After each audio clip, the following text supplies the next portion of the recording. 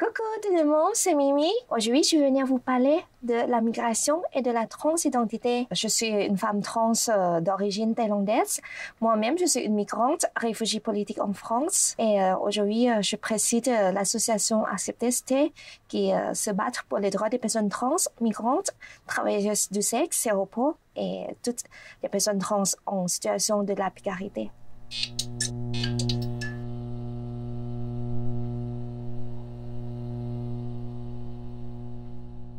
Alors, je suis arrivée en France en 2014 en tant qu'une demandeuse d'asile. En fait, ce qui s'est passé en Thaïlande avec moi, c'est que en Thaïlande, j'étais une militante politique en tant qu'une femme trans qui voulait changer le système là-bas. Il y a une grosse répression contre les militantes et militants qui sont anti-monarchistes, qui sont notamment de gauche comme moi. Et moi, je suis une militante pour les droits humains là-bas, pour la liberté d'expression, parce qu'en Thaïlande, il y a le crime de lèse-majesté. C'est le crime qui va censurer toutes les paroles qui est à l'encontre de l'image positive de la monarchie, même si c'est de la vérité. Et en même temps, je suis une militante de gauche. Je ne suis pas juste contre la monarchie, juste pour créer une république libérale ou capitaliste. Moi, je suis pour une république socialiste ou pour que la société soit libre, son État, si un jour ça peut arriver. Et du coup, avec mon idéal que j'ai défendu depuis la Thaïlande, ça m'a mis en danger et du coup, j'ai été accusée de crime de lèse-majesté avant 2014. Et après, en 2014, il y a eu le coup d'État. On voulait me mettre en prison et aussi pour le cas d'ajustement de l'attitude. Et c'est la raison pour laquelle, en tant que femme trans et thaïlandaise, parce qu'en Thaïlande, on n'a pas la loi du changement d'état civil, je dois venir en France parce que je ne veux pas me mettre en prison pour les hommes et en même temps, je ne veux pas renoncer à mes idéologies et mes luttes pour l'égalité et la liberté de tout le monde là-bas.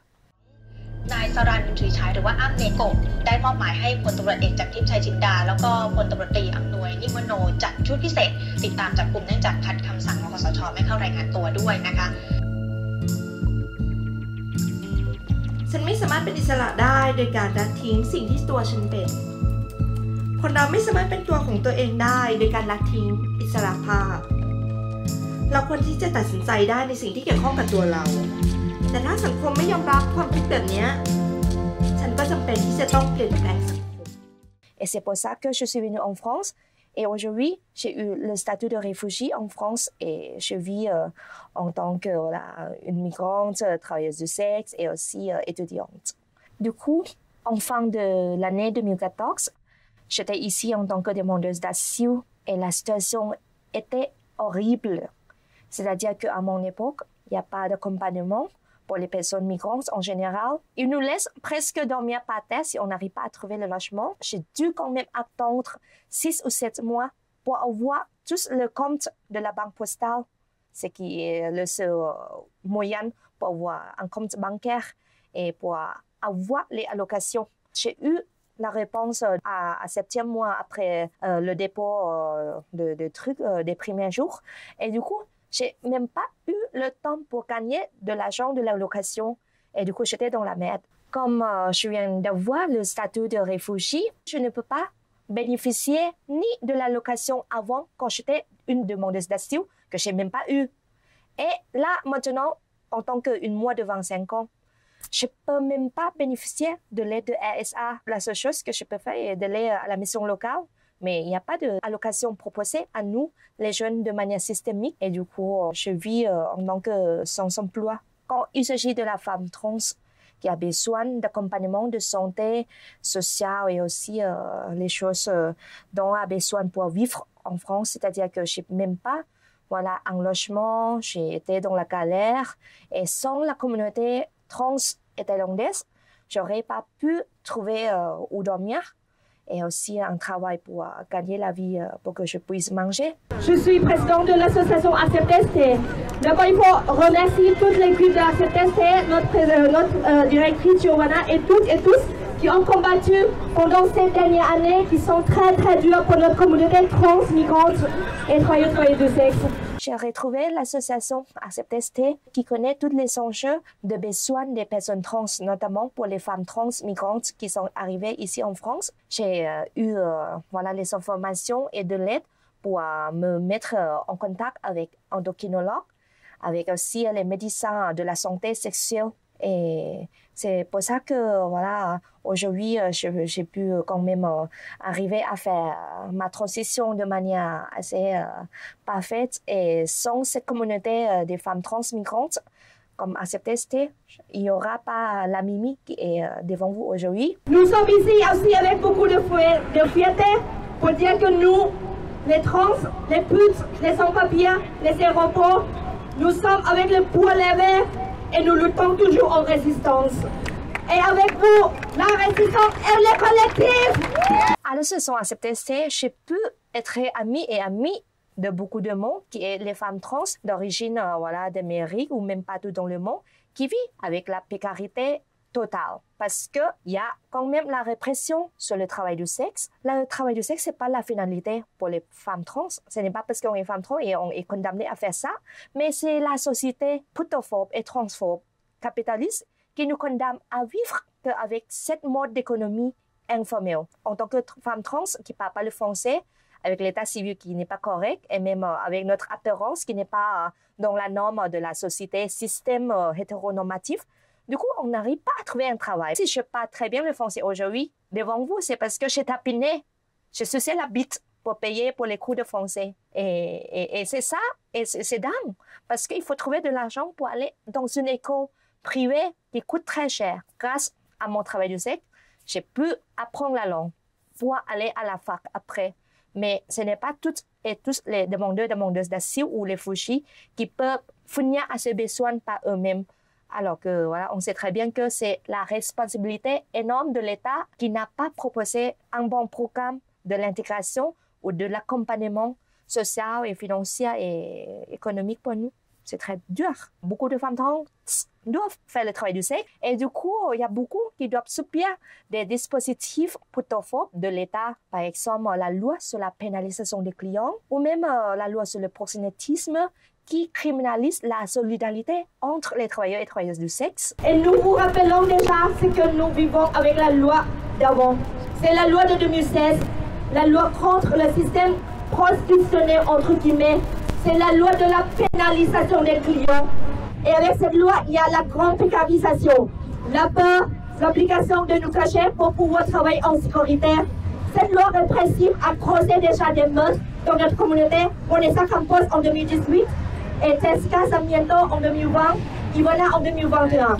Et de nombreuses violences. En plus, cette loi contre la prostitution ne cesse d'éloigner notre communauté de l'accès aux soins, de l'accès aux droits et à la justice. Tout ça, c'est lié toujours. Quand on n'a pas le travail, on fait le travail du sexe, on est trans, on n'a pas été respecté, on est encore les victimes des agressions. Il y a eu beaucoup de morts de nos sœurs trans, comme Vanessa, Jessica, Ivana et d'autres. Et même ceux qui sont encore en vie aujourd'hui ont été les victimes d'agressions en Syrie.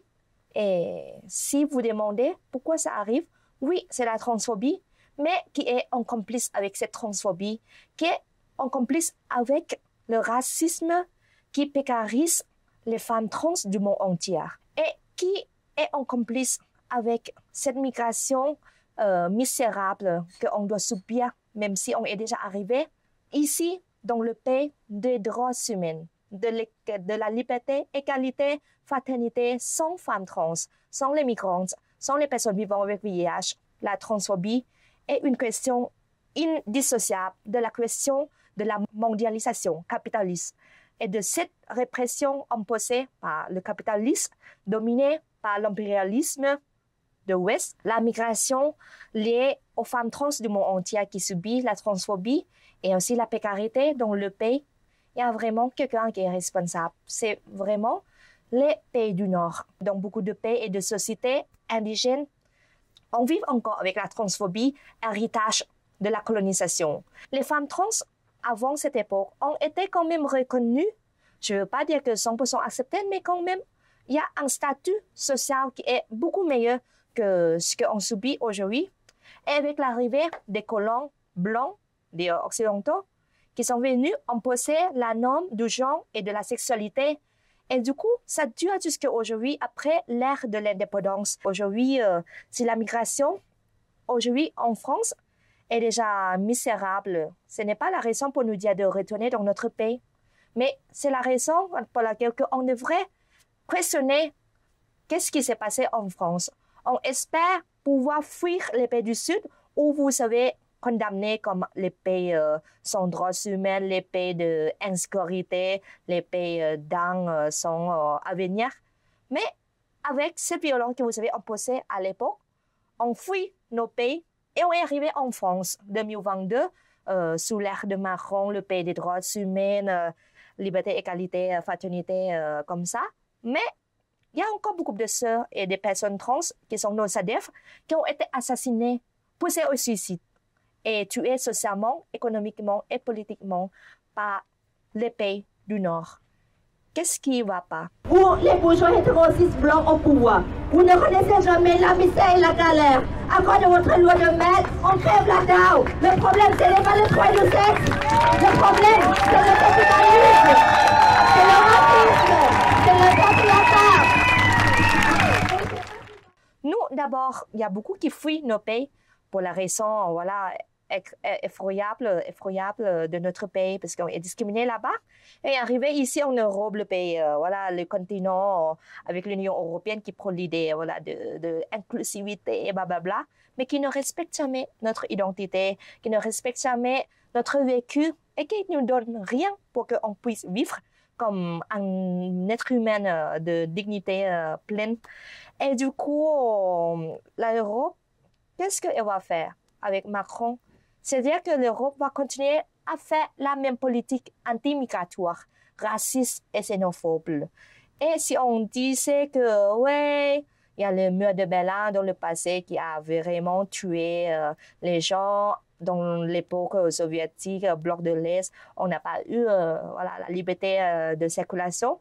Mais en regardant aujourd'hui dans l'Europe capitaliste, aujourd'hui, on dit que oui, on est libre de se circuler, alors que vous savez investir autant d'argent juste pour tuer les migrants et migrants dans la mer Méditerranéenne. C'est la mer de mort, c'est la mer rouge. Rouge par du sang de nos sœurs et nos frères, nos ADF, qui ont été assassinés par votre politique européenne anti-migratoire. Et la France, vous êtes complètement en complice en tant que le grand pays puissant. Et aujourd'hui, en tant que le pays qui préside ce Conseil européen. Si on est anticapitaliste, il faut aussi être féministe et transféministe.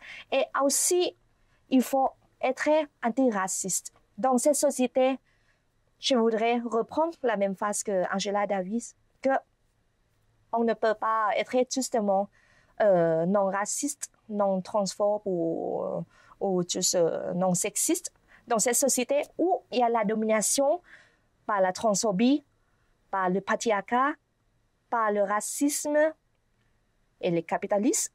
Il faut être tout contre ces choses-là qui sont vraiment l'origine de malheur et de la misère que beaucoup d'entre nous vivent aujourd'hui.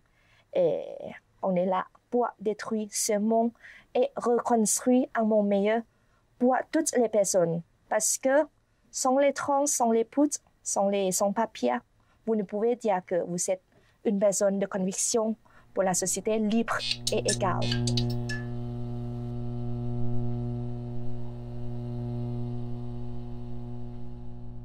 XY est un média transféministe qui existe depuis mars 2021, fondé et animé par des personnes trans comme un outil d'autodéfense médiatique face à la vague réactionnaire que connaît actuellement la France.